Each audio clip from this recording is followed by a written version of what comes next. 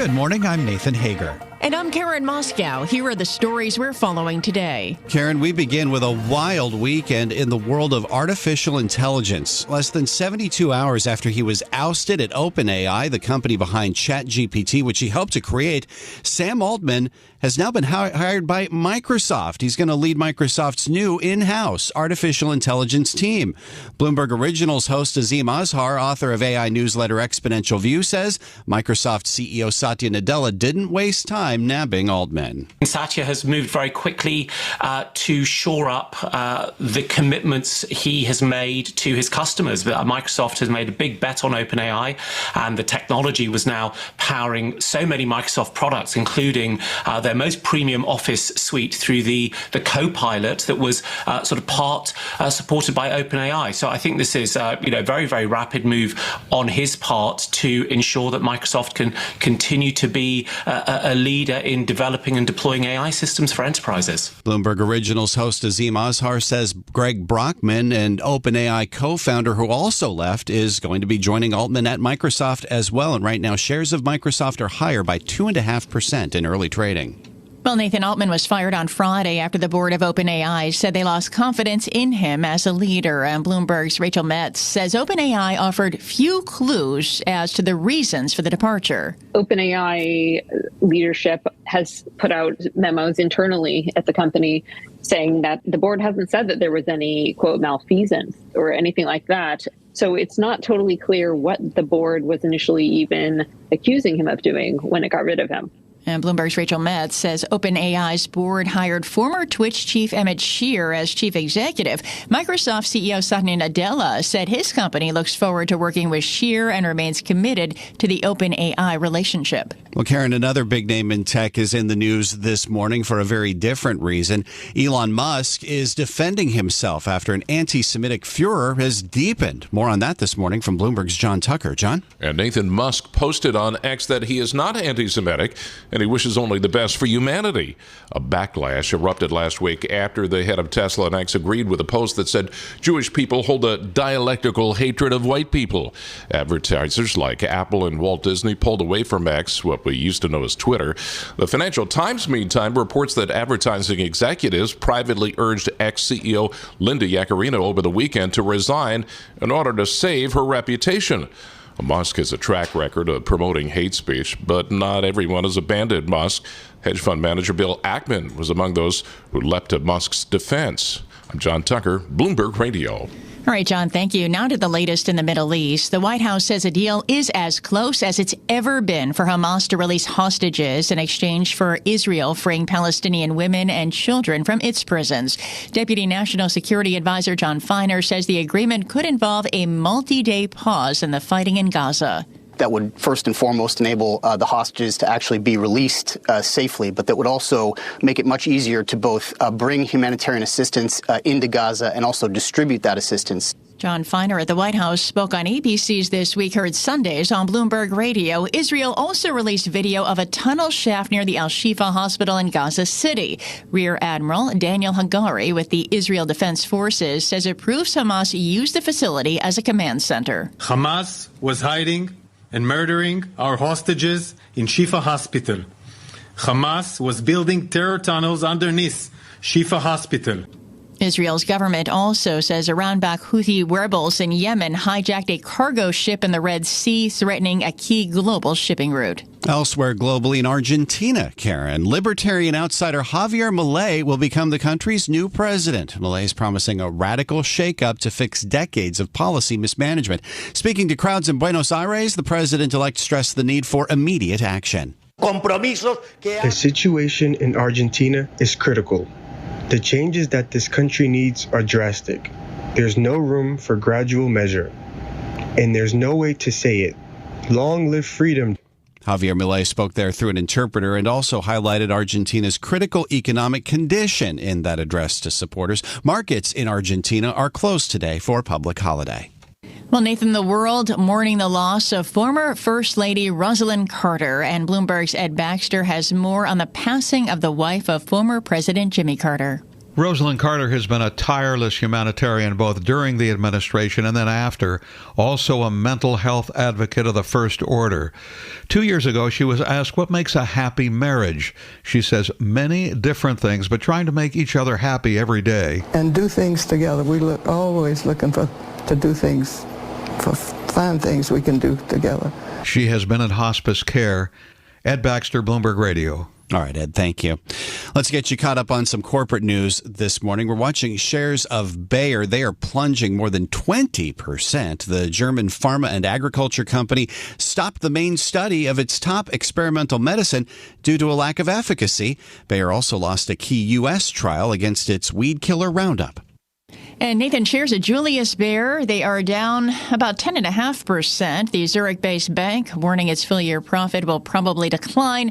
The firm says provisions for bad loans jumped. Futures on Wall Street are higher. S&P futures up 0.1%, as are Dow futures. NASDAQ futures up 0.2%.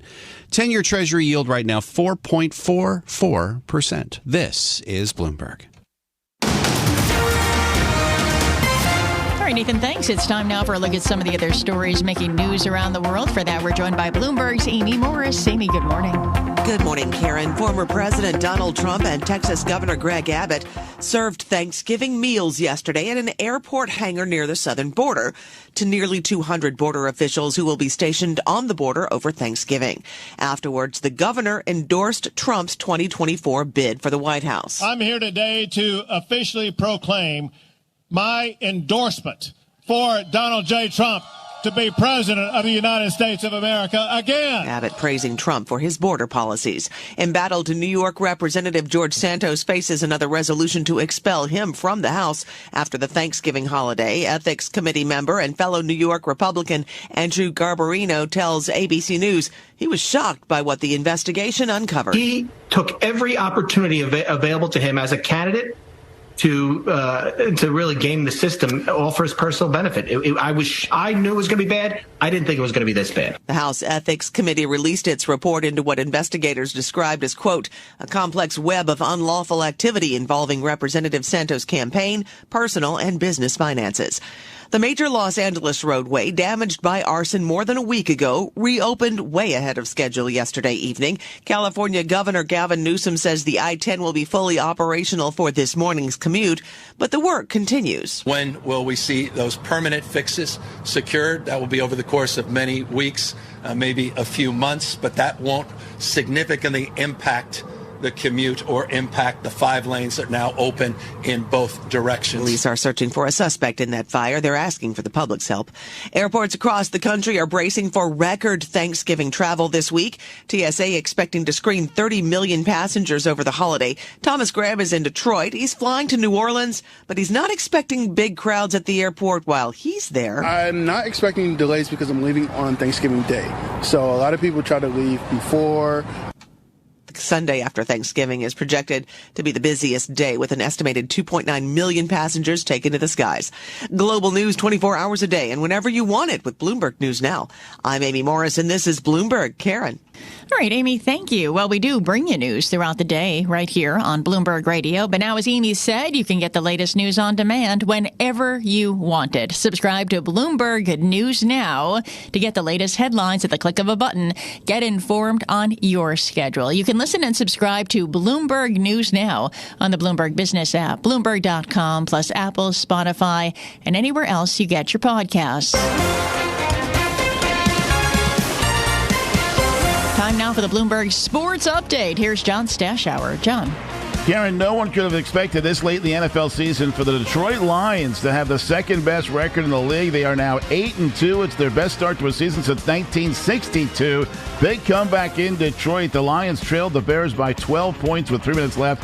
Lions came back to win 31-26 despite an off day for their quarterback, Jared Goff. He threw 3 interceptions. The Cowboys are 7-3, a point differential of plus 127, tied with Baltimore for the best in the league. Cowboys won easily at Carolina 33-10. 49ers also 7-3. Brock Purdy 21 of 25, 335 yards, 3 touchdowns, including a 76-yarder to Brandon Ayuk.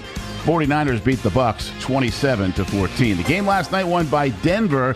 A Russell Wilson touchdown pass to Cortland Sutton with a minute to go. The Broncos' fourth win in a row, 21-20 over the Vikings, who saw their 5-game winning streak come to an end. Good one tonight. It's the 8-1 Eagles and the 7-2 Chiefs in Kansas City. It's a Super Bowl rematch.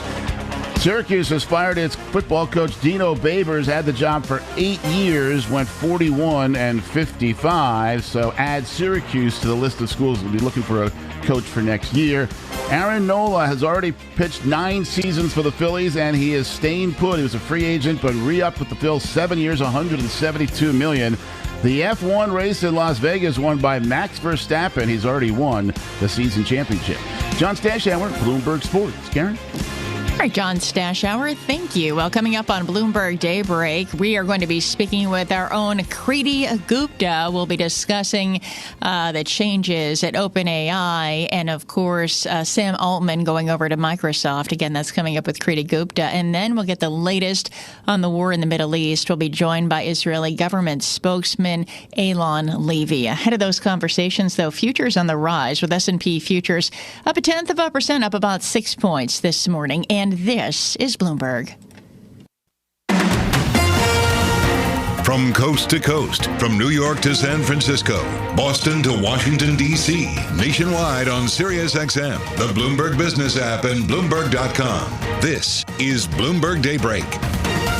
Good morning. I'm Nathan Hager on the end of, or what could be the end of, a head-spinning few days, just keeping on top of what's been happening at OpenAI. It started with the sudden announcement on Friday that CEO Sam Altman was being ousted. Then a tug of war between OpenAI's board and its biggest investors to try to get Altman back. Now the word this morning that Sam Altman and OpenAI founder Greg Brockman have landed at Microsoft, one of those biggest OpenAI investors, to run Microsoft's in-house AI team. Let's get more on all this now. We're joined by Bloomberg's Kriti Gupta. Did I sum it up well enough there, Kriti? You did, and yet there's still so much more to pack. I mean, the saga is so fascinating, Nathan. You mentioned Microsoft and OpenAI clearly have a close relationship. Let's put some numbers on it. Microsoft has a 49% stake in OpenAI, but now I guess the question is, what do you do with that stake if Sam Altman, and I believe it's been reported that half of the company's employees have followed him, are now going to be absorbed into Microsoft itself? But Nathan, I think we should talk about the market moves here. MSFT, your ticker, higher by 2.6% off that news. Macro read through as well. If you don't care about Microsoft specifically, NASDAQ futures popped on the news when they broke at about 8 a.m. London time. So again, something to watch very closely, but also read through into Alphabet. Google shares, GOOG, down about 1% because now we are in direct competition with Alphabet's offering of their own AI platform, DeepMind. So you are starting to see this become a true kind of competitive take between Microsoft and Alphabet when it comes to the AI space. Even more of an arms race, potentially, when it comes to artificial intelligence. And what does it say now when you have the leadership of OpenAI now in charge of Microsoft's in-house team? And at least at the moment, Microsoft is saying they still want to have that relationship with OpenAI. I mean, can they?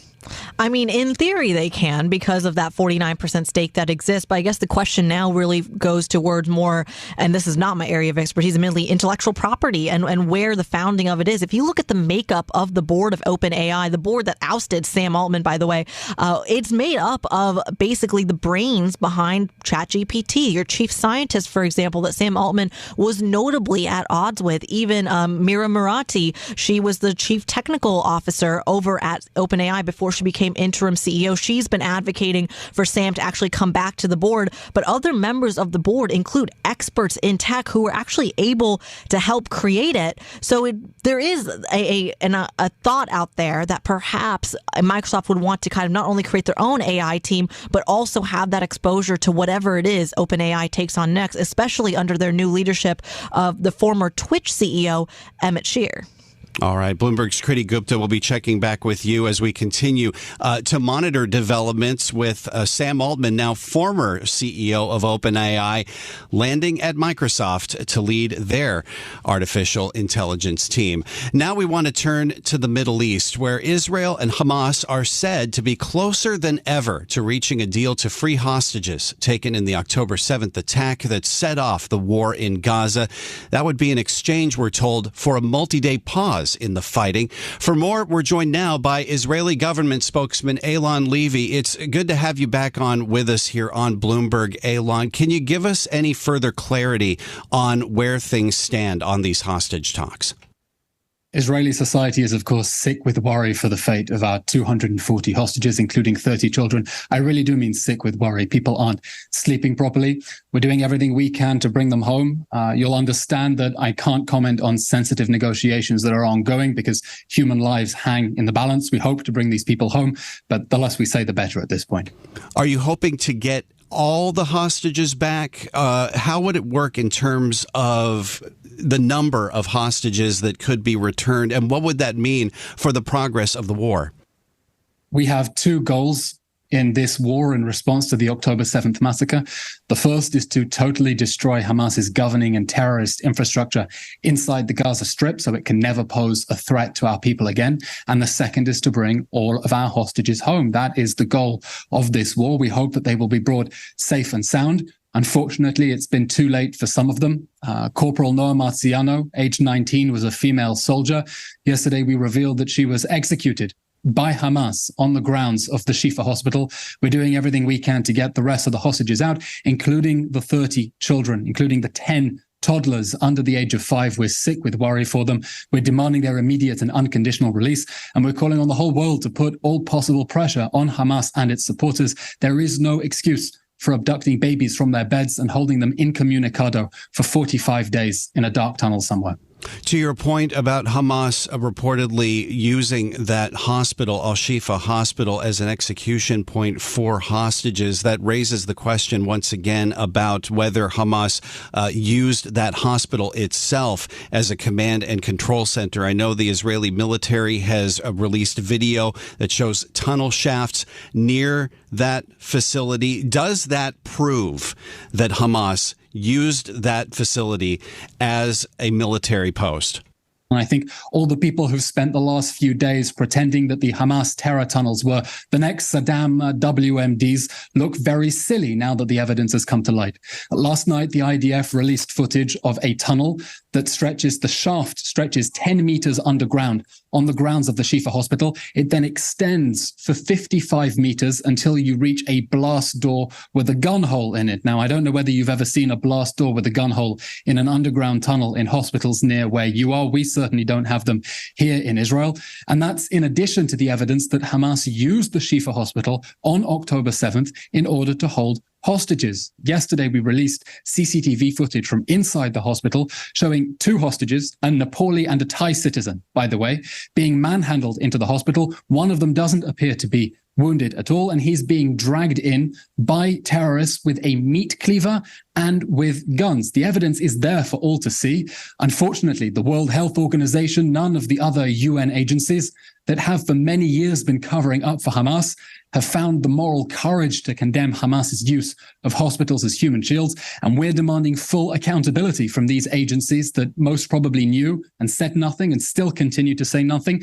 Obviously, we in Israel are suffering from this deep systemic rot in these international institutions, but they're failing the global community as well when something like terrorists using hospitals as a command center is something that they cannot go on the record and condemn. And to that point, Eylon, there has been the concern raised as well, as you alluded to, from the World Health Organization, the United Nations, and now the United States about the risk of civilians, non-combatants, being casualties now with the fighting moving into hospitals and into schools as well.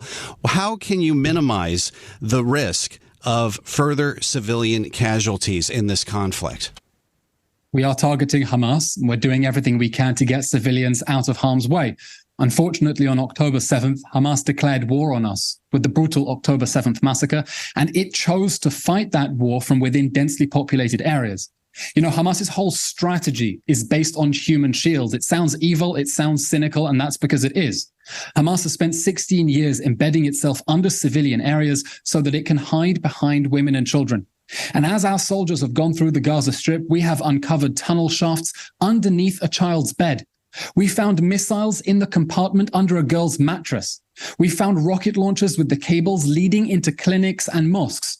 And we've spent the last month urging civilians in northern Gaza to get out of the way because the fighting is going to get dangerous, because Hamas is trying to put them in harm's way. We're trying to get them out of harm's way. That's why we've been securing humanitarian corridors for people to leave. Our own soldiers have been shot at by Hamas terrorists with RPGs as we try to secure safe passage for Palestinians to leave. And I have to say it's tragic that Israel has been urging an evacuation since October 13th because the fighting is going to get dangerous, and UN agencies resisted and said that couldn't happen. And now the World Health Organization has finally come around to Israel's way of thinking that that hospital has to be evacuated to keep people safe. It took 38 days, and we hold the World Health Organization complicit with Hamas's human shield strategy and with any loss of life that has taken place in that time because of its gross negligence, because it dragged its feet and refused to facilitate an evacuation before the ground offensive, and is now demanding that Israel complete that evacuation under fire, something we will, of course, continue to do because we don't want to see civilians hurt. We want to go after Hamas.